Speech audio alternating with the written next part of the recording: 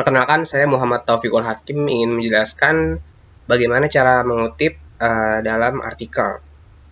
Yang pertama, jika kita mengutip dari internet, maka caranya adalah menuliskan nama penulis seperti penulisan daftar pustaka, yakni nama ditaruh di belakang dan nama depan ditempatkan di belakang. Selanjutnya, diikuti judul artikel online tersebut. Lalu, alamat website, tanggal publikasi artikel, dan terakhir adalah waktu mengaksesnya. Contohnya adalah seperti ini. Maria, Ratih, Lembaga Penelitian Jakarta, 2008, www.penelitian.com, diakses pada 01 Maret 2021. Selanjutnya adalah cara mengutip dari jurnal. Caranya adalah ditulis dengan menuliskan seluruh kalimat. Bagian akhir setelah tanda titik ditambahkan tanda kurung yang berisi nama belakang penulis, tanda koma, tahun terbit, tanda titik 2, dan nomor halaman. Contohnya adalah seperti ini. Buka kurung Wildan, tahun 1994, lalu halaman titik 338 tutup kurung titik. Selanjutnya adalah cara mengutip melalui skripsi. Cara menulis kutipan dari skripsi adalah dari sumber skripsi yang sama dan dengan mengutip dari jurnal, yakni pada akhir kutipan ditambahkan tanda kurung berisi nama penulis, tahun publikasi, dan nomor halaman. Contohnya adalah sebagai berikut. Buka kurung Wildan, 1994, spasi titik 2, lalu nomor halaman 336 sampai 361 tutup kurung. Selanjutnya adalah kutipan dari jurnal online. Pada bagian akhir setelah tanda titik diberikan tanda kurung, lalu dituliskan nama penulis, tahun, dan nomor halaman. Lalu tutup tanda kurung, lalu ditambahkan judul jurnal, link jurnal online tersebut, dan juga waktu mengakses jurnal online tersebut. Contohnya adalah seperti ini. Buka kurang Budi, lalu tahunnya 2013, titik 2, lalu spasi dan halamannya 175. Terus lalu ada jurnal mitra, diakses melalui titik 2, lalu web jurnal online tersebut dan tanggal aksesnya. Terakhir adalah cara mengutip dari jurnal internasional. Contohnya seperti ini. Untuk jurnal internasional, setelah titik dibuat tanda kurung dan di dalamnya ditulis nama penulis, tahun, lalu titik 2, dan diikuti oleh halaman di mana kutipan tersebut diambil. Selain mengambil kutipan secara langsung, kutipan dari jurnal internasional juga bisa dibuat secara tidak langsung. Contohnya adalah seperti ini.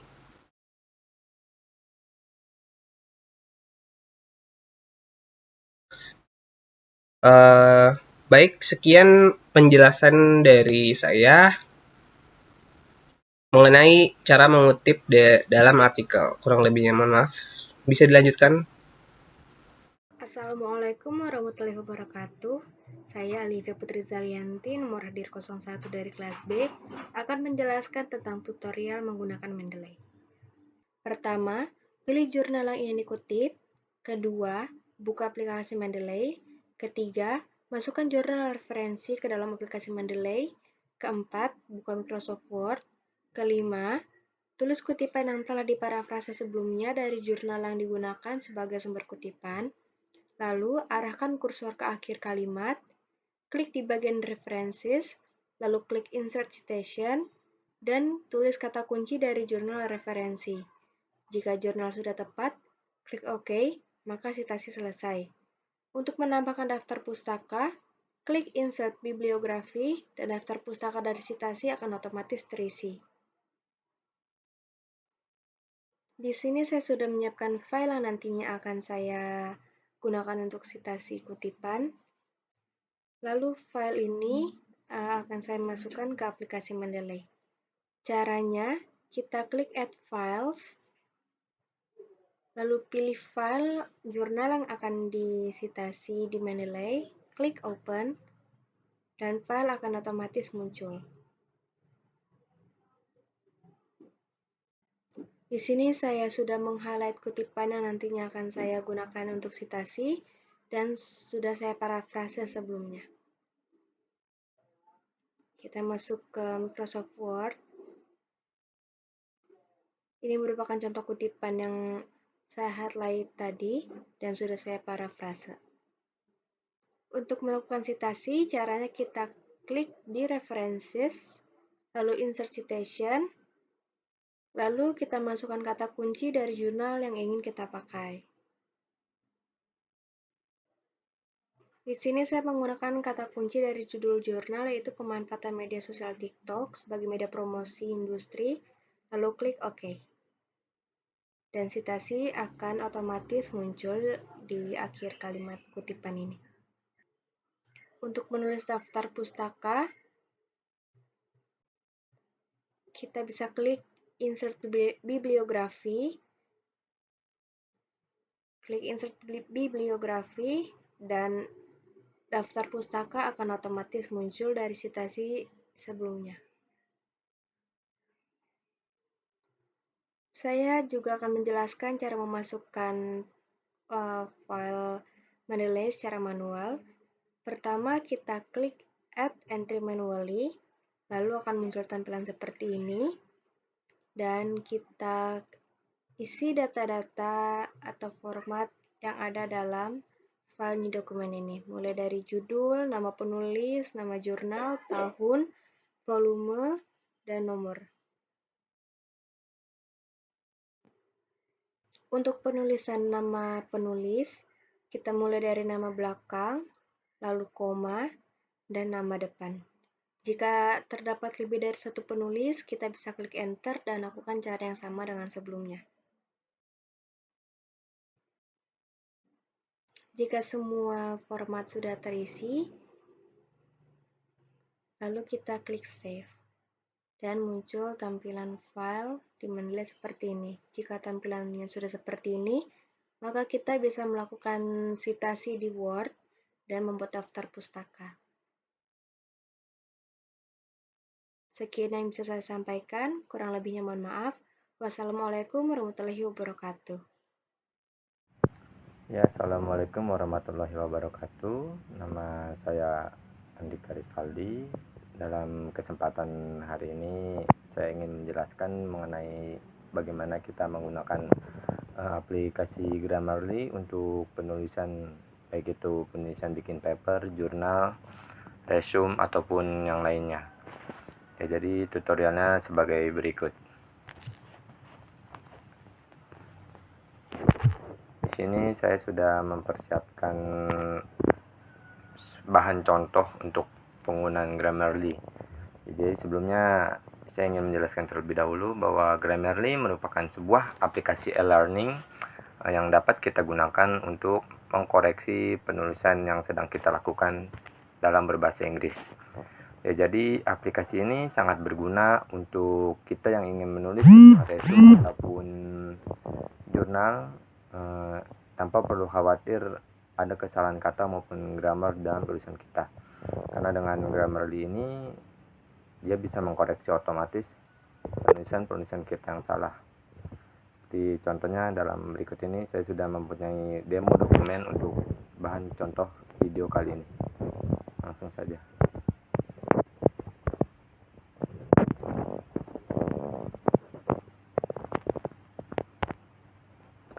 Ya, jadi di sini saya sudah memiliki bahan contoh sebuah tulisan yang dimana nantinya Grammarly bisa mengkoreksi apa yang salah dari tulisan saya ini. Ya, jadi yang pertama itu ada misspelling. Di sini penjelasannya, the word misspelling is not in our dictionary. If you are sure the spelling is correct, you can add it to your personal dictionary to prevent future alerts.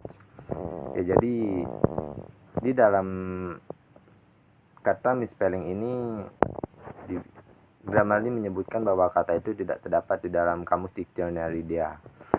Jadi seharusnya bisa kita hapus atau kita gunakan untuk dictionary sendiri. Ya, jadi di dalam Grammarly ini banyak sekali fitur-fitur pengkoreksi ya, seperti koreksi grammar, pronoun, atau bahkan penggunaan tanda baca seperti koma dan lain-lain. Di sini juga saya ingin memberikan contoh bagaimana penggunaan Grammarly sebagai keyboard grammar. Di sini saya akan menggunakan contoh dengan Twitter ya. Misalkan saya ingin menuliskan tweet seperti I has balloons. Ya, di sini akan dikoreksi oleh Grammarly apa ya kata yang salah.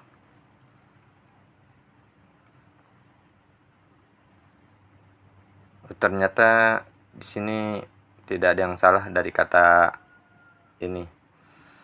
Mungkin bisa kita ubah bahasanya. Nah, di sini saya mendapatkan koreksi untuk sebuah kata khas. Jadi daripada menggunakan kata khas, kita lebih baik menggunakan kata have.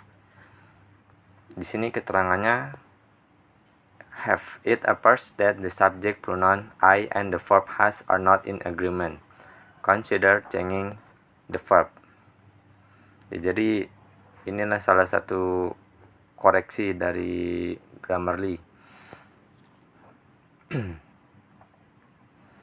Untuk penggunaan Grammarly mungkin hanya seperti itu saja yang bisa saya jelaskan.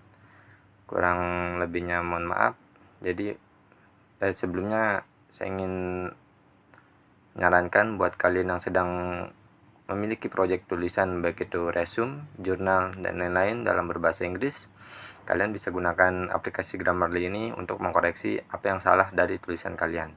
Jadi kalian tidak perlu lagi khawatir memiliki kesalahan, karena menggunakan Grammarly ini kita bisa mengkoreksi dan membetulkan apa yang sebelumnya salah. Ya, mungkin itu saja dari saya. Kurang lebihnya mohon maaf. Wassalamualaikum warahmatullahi wabarakatuh. Assalamualaikum warahmatullahi wabarakatuh. Perkenalkan, nama saya Jus Bella Kasih, nomor absen 18, kelas A. Assalamualaikum warahmatullahi wabarakatuh. Pada hari ini saya akan menjelaskan cara menggunakan Turnitin. Pertama-tama, kita dapat mengklik Turnitin pada tab yang berisi link. Kemudian kita dapat pilih create account. Setelah itu kita klik dan akan muncul seperti ini. Kemudian klik student. Lalu kita dapat mengisi data yang dibutuhkan, baik kelas ID, kelas enrollment key, maupun nama serta email dan password yang dibutuhkan. Kemudian kita jika telah memiliki akun yang aktif, kita dapat langsung login yang terletak di samping create account. Kemudian kita dapat memasukkan email yang telah terdaftar, tidak lupa juga dengan passwordnya. Setelah itu kita klik login. Kemudian akan muncul tampilan seperti ini. Jika sudah, kita bisa mengklik enroll a class. Lalu akan muncul class atau section ID-nya dan juga enrollment key yang kita punya. Setelah itu kita dapat klik submit. Kemudian akan muncul tampilan seperti ini. Kita dapat melihat class ID, class name, instructor, bahkan juga status aktif kita. Kemudian kita klik class name. Setelah itu akan muncul tampilan seperti ini. Kita dapat melihat tanda submit yang masih berwarna biru, itu artinya kita belum mengupload file apapun ke dalam bagian akun Turnitin tersebut. Kemudian kita dapat mengklik submit. Setelah itu kita bisa melihat dan mengisi data nama kita. Setelah itu kita juga bisa mengisi judul dari artikel, paper, maupun skripsi yang akan kita turnitin. Untuk saya sendiri, saya mengisi pengaruh pandangan masyarakat terhadap diskriminasi perempuan selama pandemi COVID-19.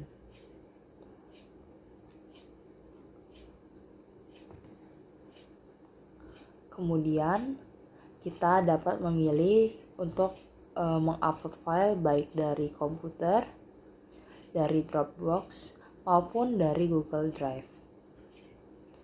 Untuk saya sendiri, saya memilih dari komputer. Kita dapat memilih file yang kita inginkan.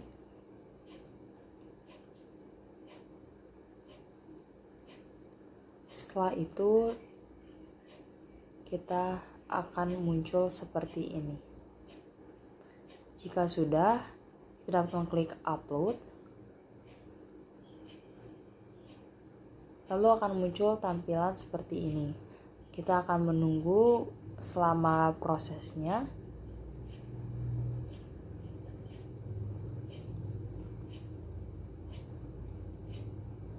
Nah, jika sudah, kita akan melihat seperti ini.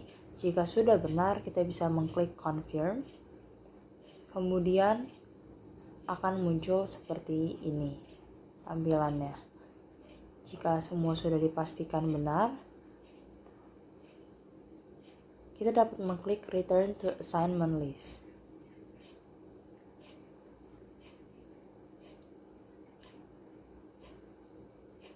Nah, kemudian kita dapat tunggu selama hasil Turnitin belum keluar. Jika kita masih mendapatkan tulisan proses, maka kita dapat merefresh akun Turnitin selama beberapa kali.